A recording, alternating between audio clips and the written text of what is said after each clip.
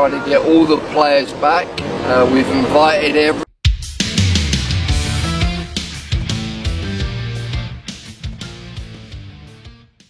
Belum turun ke lapangan saja, calon lawan timnas Indonesia sudah gemetar ketakutan.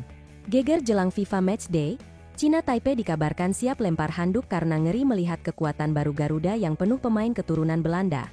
Apakah ini bukti Indonesia sudah benar-benar menakutkan di Asia?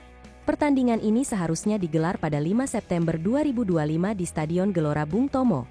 Namun, suasana mendadak berubah panas setelah rumor kencang menyebut Cina Taipei mulai gentar menghadapi kekuatan baru timnas Indonesia.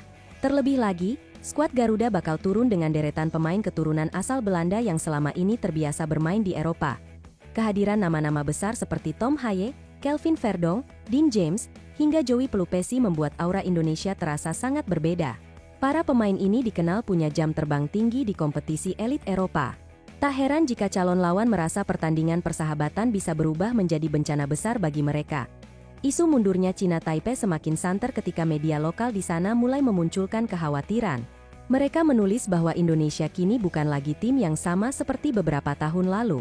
Dengan tambahan pemain diaspora, kekuatan timnas merah putih meningkat drastis dan bisa menjadi mimpi buruk untuk tim lawan.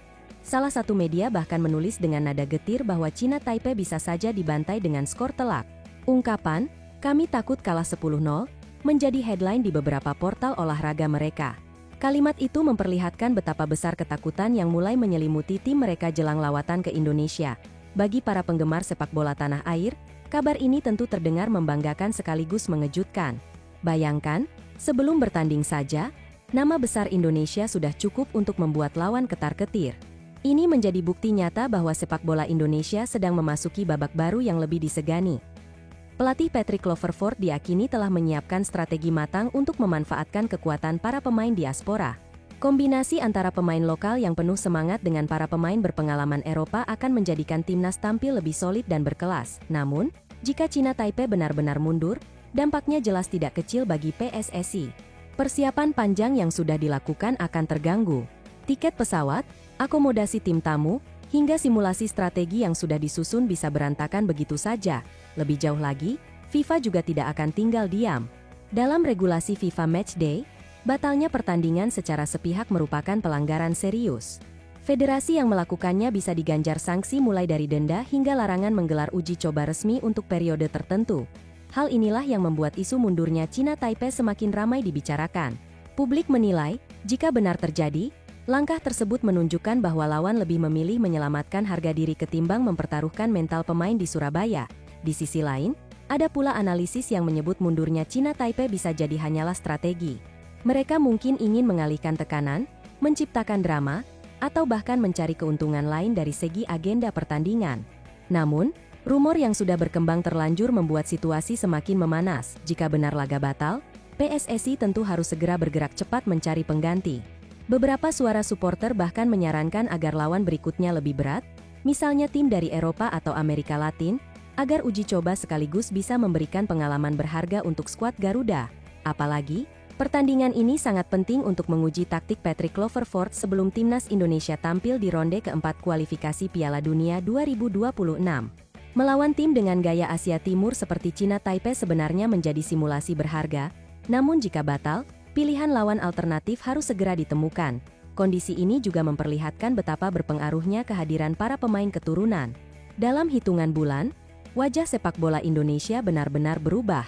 Dari yang sebelumnya hanya dianggap tim mediocre Asia, kini Garuda mulai diperhitungkan secara serius. Tom Haye dengan visi bermainnya di lini tengah, Kelvin Verdong dengan ketangguhan di sisi kiri, Dean James dengan kecepatan dan kecerdasannya, hingga Joey Pelupesi yang solid, semua menjadi bukti bahwa kualitas Indonesia naik beberapa level. Tak heran, wajar jika Cina Taipei mulai melakukan perhitungan ulang. Bagi mereka, FIFA Matchday seharusnya menjadi ajang evaluasi dan uji kekuatan. Namun jika berujung kekalahan telak, moral tim bisa hancur menjelang turnamen resmi yang mereka ikuti. Bagi publik Indonesia, rumor ini menjadi bahan pembicaraan seru. Ada yang menertawakan sikap gentar lawan, ada pula yang merasa kecewa jika benar laga batal. Sebab, sudah lama publik menanti atmosfer penuh di Surabaya untuk mendukung Garuda berlaga. Tak hanya itu, mundurnya Cina Taipei juga bisa mengurangi nilai promosi sepak bola Indonesia di mata dunia. Sebab, Pertandingan ini seharusnya menjadi ajang pembuktian bahwa Garuda siap menghadapi siapapun.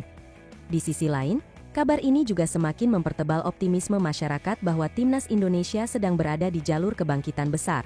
Rumor mundurnya lawan hanyalah bukti kecil bahwa nama Indonesia kini benar-benar menakutkan di kancah Asia. Tak bisa dipungkiri, media internasional pun mulai melirik fenomena ini. Kehadiran pemain diaspora Indonesia dari Belanda menjadi cerita unik dalam transformasi sepak bola Asia Tenggara. Mereka melihat, dalam waktu singkat, Indonesia bisa mengubah wajah timnas menjadi sangat kompetitif. Patrick Kluivert sebagai pelatih jelas punya pekerjaan berat. Namun, rumor lawan yang gentar justru bisa menjadi motivasi tambahan bagi dirinya dan para pemain. Mereka bisa semakin percaya diri bahwa kerja keras mereka sudah mulai diakui lawan-lawan regional. Bagi China Taipei, opsi mundur mungkin tampak lebih aman. Namun konsekuensinya sangat besar, baik dari sisi regulasi FIFA maupun dari sisi reputasi mereka di mata publik sepak bola Asia. Lalu bagaimana dengan PSSI? Organisasi ini tentu tidak tinggal diam. Persiapan harus tetap berjalan, dan mereka harus menyiapkan rencana cadangan jika benar laga batal. Lawan baru harus segera dicari agar jadwal FIFA Matchday tidak terbuang percuma. Skenario terburuk, jika tak ada lawan pengganti, Indonesia bisa kehilangan kesempatan berharga menguji kekuatan skuad baru di hadapan publik sendiri. Hal ini jelas merugikan proses adaptasi pemain diaspora dengan rekan-rekan setimnya, namun, optimisme tetap ada. Publik percaya PSSI mampu mencari jalan keluar. Bahkan jika lawan pengganti lebih kuat, itu justru bisa jadi berkah terselubung. Garuda bisa menguji diri melawan tim yang jauh lebih berkualitas. Di luar drama ini, satu hal yang pasti, timnas Indonesia kini sudah naik level. Bahkan baru rumor saja sudah cukup membuat lawan berpikir ulang. Bagaimana jika pertandingan benar-benar berlangsung? Itu akan menjadi pembuktian besar di hadapan seluruh pecinta sepak bola Asia. Kini tinggal menunggu keputusan final dari Federasi China Taipei. Apakah mereka berani menghadapi skuad Garuda yang penuh pemain Eropa? Ataukah mereka memilih jalan aman dengan mundur dan menanggung risiko besar dari FIFA? Apapun yang terjadi, sepak bola Indonesia sedang berada di jalur yang benar. Kebangkitan besar sedang dimulai, dan lawan-lawan sudah mulai menyadarinya.